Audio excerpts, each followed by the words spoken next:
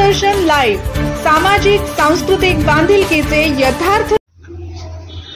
जगद्गुरु रामानंदाचार्य श्री स्वामी नरेंद्राचार्यजी महाराज संत संघाचा न्हावी तांडा येथे शुभारंभ। अनंत श्री विभूषित जगद्गुरु रामानंदाचार्य श्री स्वामी नरेंद्राचार्यजी महाराज स्वस्वरूप संप्रदायाच्या वतीने छत्रपती संभाजीनगरच्या सोयगाव तालुक्यातील न्हावी तांडा येथे गुरुवार दिनांक 8 डिसेंबर रोजी नूतन संत संघाचा शुभारंभ करण्यात आला। न्हावी तांडा गावात स्वामीजींचा दर आठवड्याला ऑनलाईन साप्ताहिक संत संघ सुरू होत आहे। संत संघ शुभारंभ प्रसंगी येथील भाविकांनी गावदर्शन लाईव्हला दिलेल्या या प्रतिक्रिया। छत्रपती संभाजीनगरच्या सोयगाव तालुक्यातील न्हावी तांडा या ठिकाणी आज जगद्गुरू माऊलींच्या संत संघाचा शुभारंभ या ठिकाणी साजरा होत आहे आणि त्या प्रसंगी न्हावी तांडा येथील काही भाविक आपल्यासोबत त्यांच्याशी आपण संवाद साधणार आहोत। हो, तुमचं नाव काय? माझं नाव रामदास जंगी राठोड, लिंबेती न्हावी तांडा। आपण माऊलीच्या भक्ती मार्गामध्ये किती दिवसापासून आले? मला 3 वर्ष झाले दादा। 3 वर्ष झाले भक्ती मार्गाला। यापूर्वी तुमचं काही व्यसन होतं का? हो, दारू पित होतो लाई। कुठे झोपून राहा दारू पिऊन, गाडी विसरून जाय, बाया पोरं माले पाय, आणि रात्री 4 वाजे उठून जेवण करू मी, भूक लागली तेव्हा 3 दिवस उपाशी राहू मी। पण माऊली ते घुसला तेव्हापासून आनंद चालू आहे माझा एकदम। तुम्हाला 3 वर्ष झाले तुम्ही व्यसन मुक्तीमध्ये जाऊन माऊलींच्या या मार्गाला लागलेले आहे। हो, तर आज तुमच्या गावामध्ये संत संघाचा माऊलींचा शुभारंभ होतोय, तुम्हाला कसं वाटतंय आज? चांगला वाटतोय।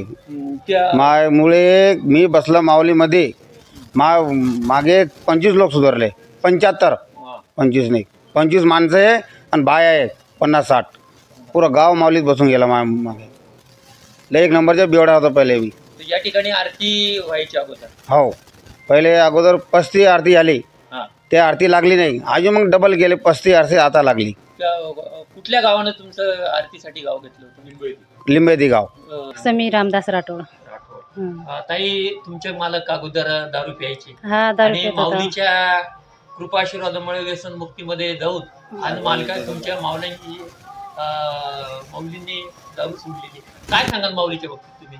माऊलीला एवढं सांगायचं दारू छोडायचं, बस ते सांगत होते। बसले तेव्हापासून बरं चालू आहे। तुमच्या जीवनात कसं वाटतंय आता? चांगलं वाटतोय। काय सांगाल मग माऊलीच्या बाबतीत तुम्ही? काय एवढं सांगत होती, फक्त आम्हाला हे दारू छोडायला पाहिजे आणि खाऊन पिऊन सुखी।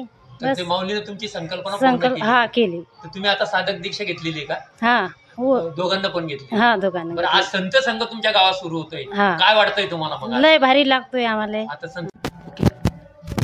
बाबा, तुमचं नाव काय? रामजी दासू राठोड, लिंबाईती न्हावी तांडा। किती दिवसापासून तुम्ही संप्रदाय देता? 2 वर्ष झाले। हा, तुम्ही काही व्यसन करत होते का? हा, दारू पित होतो पहिले। तुमची दारू कशी सुटली? आम्ही माऊली रामाच्या घरी गेलो, म्हटलं आपल्याला छोडायचे। मग माऊलीचा पाय पडला आणि मग रामा भाऊ काय बनवली, तेव्हापासून सोडून येतो। हा, माऊली भक्ती करतो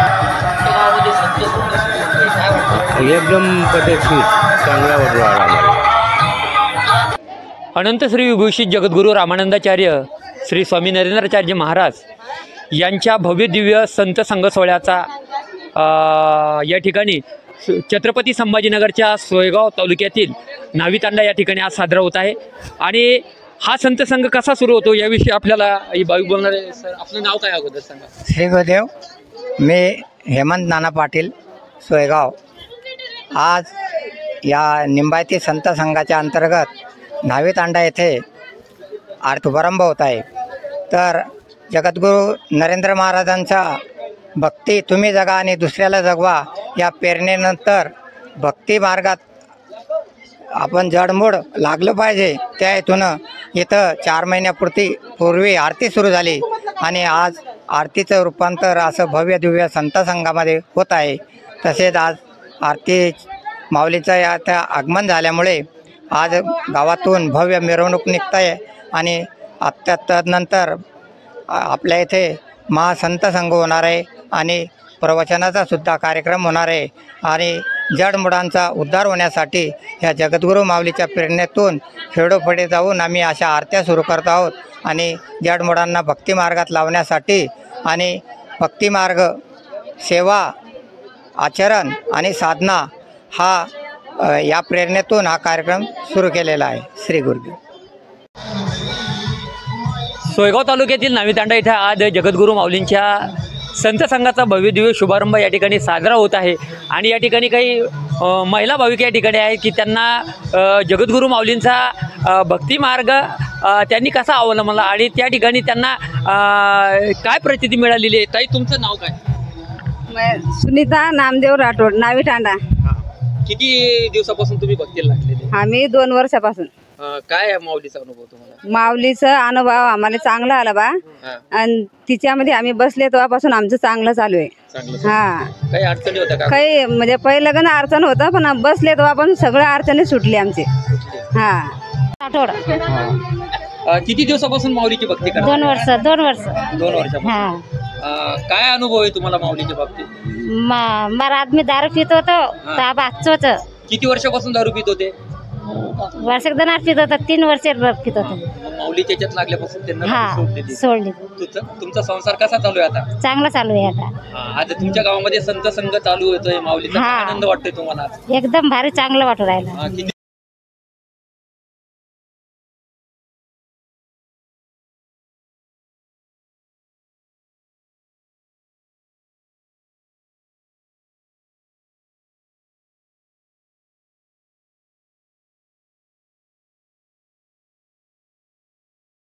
न्हावी तांडा, तालुका सोयगाव येथे सजवलेल्या फुलांच्या पालखीमधून जगद्गुरू श्रींच्या सिद्ध प्रतिमेचे गावातून भक्तिमय वातावरणात पालखी मिरवणूक काढण्यात आली. मिरवणुकी प्रसंगी भाविकांनी पावल्या फुगड्या खेळत पालखीचा आनंद घेतला. यात अबाल वृद्ध भक्ती गुरुनामात दंग झाले होते. यावेळी सर्व परिसर भक्तिमय वातावरण झाला होता. जगद्गुरू श्रींच्या पालखीचे घरोघरी भक्तिमय वातावरणात पूजन करून स्वागत करण्यात आले.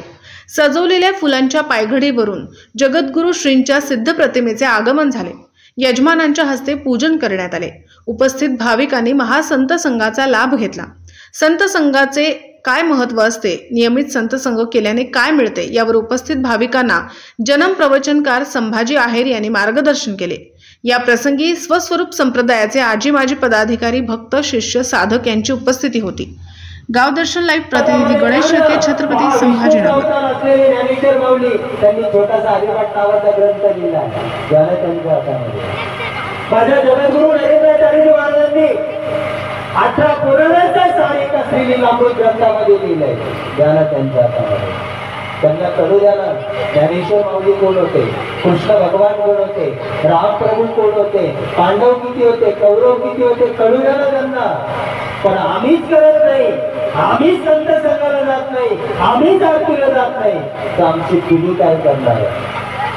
आम्ही जर नित्याने दारू काट्यावर जाऊ लागलो तर आमची पिढी उद्याचं भविष्य तेच करणार आहे. मग आम्ही आज बदललं पाहिजे की नाही? पाहिजे की नाही?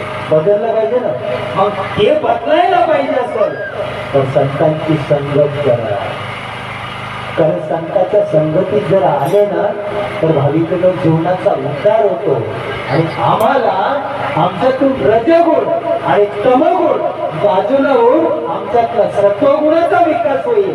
पण आम्हाला त्या भगवंताची प्रचिती आल्याशिवाय राहणार नाही. असे आम्हाला जीवनात अनुभव येणारच आहे.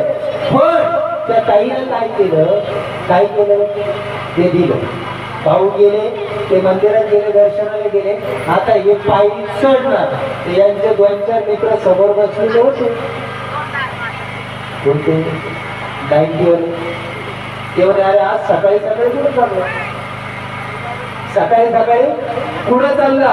म्हणे भाऊ रात्रीपासून उलट्या झाल्या. काय झालं? काही नाही, कधीच उलट्या नाही झाल्या, पण रात्री 8 वाजेपासून उलट्या चालू आहे. म्हणे काय झालं काहीच कळलं, म्हणून दवाखान्यात चाललो. ते जोडीदार काय माहितीये का? ते म्हणे भाऊ अरे दवाखान्यानं जर चांगलं झाला तर सगळेच लोक दवाखान्यात पडले असते. म्हणे तुला दवाखान्यानं काही होणार नाही. म्हणे रात्रीची घरी आरती वगैरे तेवढी घेऊन टाक, तुझं दुखणं पळून जाईल. हा म्हणून दवाखाने नको, ते म्हणे ती आरती पुढे. म्हणे घरी ये. हा घरी पळत गेला, ग्लास घेतला, पाणी टाकलं आणि त्याच्यात ती ओळखली. काय माहिती आहे तुम्हाला. आता मी जर सांगतो महाराष्ट्रीय मंचन महाराष्ट्र सगळ्या याचे नावं माहिती. मग त्या दादाने काय केलं, त्या आधी टाकली, ग्लास घेतला, पाणी टाकलं, त्याच्यात ती अर्धी टाकली आणि तोंडाला लावला. रात्री काय म्हटला होता, सगळ्या देवांनी माझी दारू सोडली नाही, मग हा नरेंद्र माणसा माझी दारू सोडवणार का म्हटला होता ना, म्हटला होता. आणि माझी माऊली नानीच नाही, सगळीकडे कुठं नाही अशी जागाच नाही, कुठं नाही अशी जागाच नाही.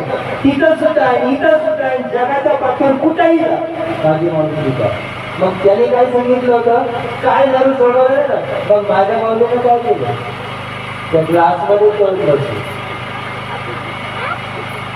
ग्लासमध्ये ज्याने तोंडाला लावणार याला त्या ग्लासमध्ये दारू दिसली नाही, पण माझ्या माऊलीचा मात्र फोटो दिसला.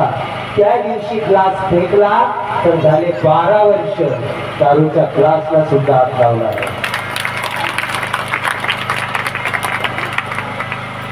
कुणामुळे घडलं, ताईमुळे. ताई आरतीला येऊन लागली म्हणून माझ्या माऊलीला तिच्या मिस्टरांना प्रसिद्धी दाखवते. म्हणून मी सांगितलं, तुम्ही जर ठरवलं ना इकडे तुमच्यापेक्षा डबल येऊन परमेश्वर राहणार नाही, पण तुमची भक्ती कशी पाहिजे. भावे विना भक्ती, भक्ती विना मुक्ती, बळे विना शक्ती बोलू नये. मग तुम्ही तुम्हालाच नाही, तुम्ही कितीही जणांना सांगा त्यांना प्रसिद्धी आल्याशिवाय राहणार नाही. पण त्याच्यासाठी तुम्हाला काय करावं लागेल, आमच्या शेजाऱ्यांना सुद्धा सांगावं लागेल. पण आमचं एक कोड आहे, काय आम्हाला माहिती झालं चालतं, पण आम्ही गपचूप